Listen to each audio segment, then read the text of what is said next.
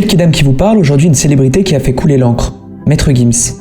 Cette vidéo ne tournera pas autour de la polémique du joyeux Noël. Néanmoins, je vous passe l'extrait en accéléré pour que vous puissiez tout comprendre. Les bonnes années, nouvel an, laissez-moi avec ça. En plus, les musulmans, là, on a la même conviction, arrêtez avec ça. C'est des musulmans, la plupart qui m'envoient ça. Les frères, on fête pas ça.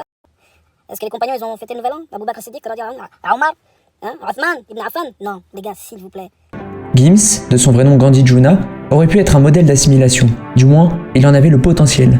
Il est né dans la République tout sauf démocratique du Congo, anciennement Zaïre, pays dirigé par un dictateur plutôt sanguinaire. Le père de Gims était un chanteur. Il a écrit une musique s'opposant au régime de Mobutu, ce fameux dictateur. Et pour ne pas se faire exécuter, il s'est réfugié avec sa femme et son fils en France. En arrivant chez nous, Gims n'a pas connu le racisme. Il a pu s'intégrer sans trop de difficultés. Notre pays lui a offert la possibilité d'aller à l'école.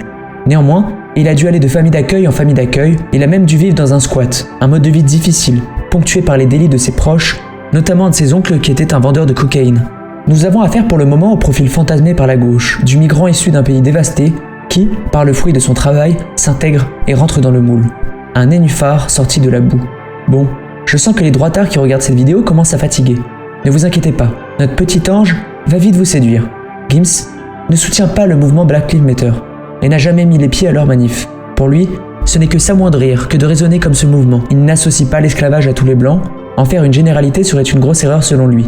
Bon, j'ai senti que la biographie allait faire un sacré virage du côté obscur lorsque j'ai lu que durant une interview, au moment où il développe sa position sur le racisme, il ne cite que des crimes racistes qui se sont produits aux États-Unis, un endroit où les mœurs et la population est très différente de la nôtre. Le seul exemple français qu'il a pu donner était le cas de Michel Zecler, qu'il connaît personnellement, et qui a déjà joué dans ses clips. Pardon ? Qui a déjà joué dans ses clips ? Ok. Quand on voit l'énergumène qu'est Michel Zecler, on peut se dire qu'il y a une couille dans le pâté. Je suis passé à côté de quelque chose. Recommençons. Déjà, le nom de leur groupe est un peu suspect à orthographier de cette manière. À première vue, c'est un groupe de musique que tout le monde connaît. Les gens de mon âge se sont déjà fait attaquer musicalement à 3h du matin par un de leurs morceaux. Mais, certains dérapages de ce groupe sont passés aux oubliettes. Connaître l'entourage de quelqu'un peut en dire long sur lui. Je me suis penché sur les principaux rappeurs de la section d'assaut, groupe dont faisait partie Gims. L'EFA. Celui-ci proclame que la section d'assaut est un groupe 100% homophobe et que l'homosexualité est une déviance qui n'est pas tolérable. On reconnaît l'influence d'une culture précise. Je ne la nommerai pas. Vous allez comprendre de vous-même. Black M, que vous connaissez tous, qui s'est permis de qualifier notre patrie de pays de koufars et qui a été accusé plusieurs fois d'antisémitisme. C'est bon, vous l'avez? Toujours pas? Je continue. Doumams, lui, préfère les violences conjugales et insulter les fonctionnaires de police. Adama Diallo, condamné pour diffamation. Franchement, ils ne font aucun effort. Hein. Sur 7, il n'y en a que 2 qui se sont tenus à carreau, dont Bastien Vincent. Gims a passé des années à créer un personnage réfléchi et bienveillant, image qui s'est avérée être totalement factice lorsque nous plongeons dans ses textes. Mais son extrémisme ne date pas de la vidéo dans laquelle il ne veut pas qu'on lui souhaite Noël, ni son anniversaire, ni le jour de l'an, mais bien avant. Cet extrait est maintenant bien connu. Dans celui-ci, Gims nous dévoile un tout autre visage. Les propos habituellement très présents chez les radicaux à barbe. Je ne comptais pas développer plus sur sa potentielle homophobie, mais j'ai pris un malin plaisir à le faire lorsque j'ai vu celui-ci s'en défendre sur les plateaux. Si vous avez les cheveux bleus, je vous déconseille de regarder ce qui va suivre, je vous ai préparé une belle compilation. Sénégalais, toujours anti-homo. Moi je suis goûté, faut m'écouter, y'a à mon goût beaucoup trop de gays.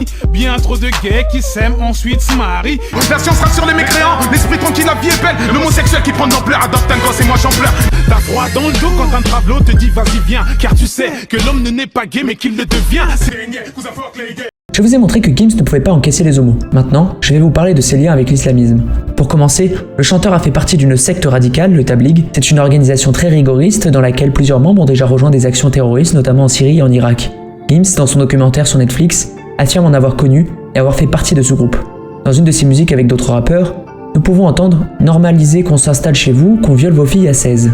Comment peut-il encore avoir autant de place et d'audience en France après avoir craché ses horreurs ?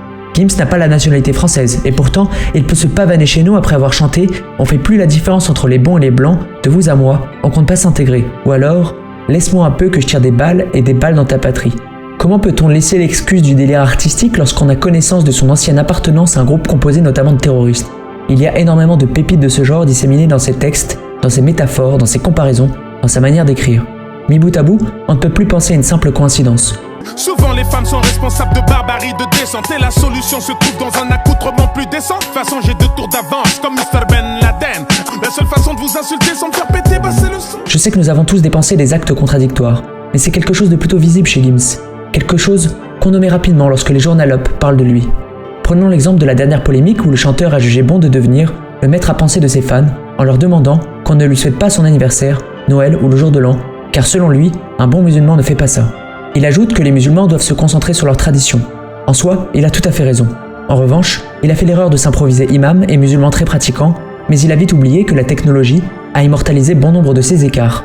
Avant de montrer toutes ces contradictions, j'estime que ce n'est pas à moi de juger qui est un bon pratiquant ou non, qui est un bon musulman ou non. Le péché est humain. Ne pas suivre une religion à 100% est compréhensible. Et ne pas suivre toutes les coutumes de sa religion n'en exclut pas l'individu. En revanche, j'aime beaucoup ramener sur terre ceux qui s'estiment au-dessus de tout. Aujourd'hui, c'est Muggy.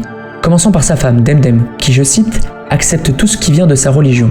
Mais apparemment, que quand ça l'arrange. Elle répondait au nom d'elle là. C'est 19 ou pas? Donc, notre pseudo-imam est en couple avec quelqu'un qui ne respecte pas certains principes importants. En s'attardant sur l'ancien membre de la section d'assaut, on peut voir que celui-ci s'est servi de sa célébrité pour détourner de l'argent, pour assurer son train de vie. On peut voir son mode de vie, toujours dans l'opulence. Je doute que ton côté bling-bling, ton mode de vie matérialiste et tes manigances font de toi une figure religieuse. Tes partenariats avec des marques de glace, tout est bon pour faire des sous. Tu dis que les fêtes chrétiennes ne concernent pas les musulmans, mais tu ne te privais pas de faire de l'argent dessus. Tu as même fait la promotion du boudin noir. Moins 75% à Carrefour. Le directeur du Carrefour a parlé, il met la garantie, c'est moins 75% sur les boudins noirs et les boudins blancs. Qui, je le rappelle, est une charcuterie faite à partir du sang de porc. À ce moment-là, je me demandais où était le maître Gims musulman aguerri, Muggy et son islam à géométrie variable. Je ne t'attaque pas sur tes compétences artistiques, on pourra dire ce qu'on veut sur tes morceaux populaires, tu as réussi à imprégner tout un style musical, toute une génération, tu as réussi à te forger un empire, ce qui est plutôt étonnant lorsqu'on voit d'où tu viens. Suffisamment surprenant pour que pas mal de personnes t'accusent de sorcellerie.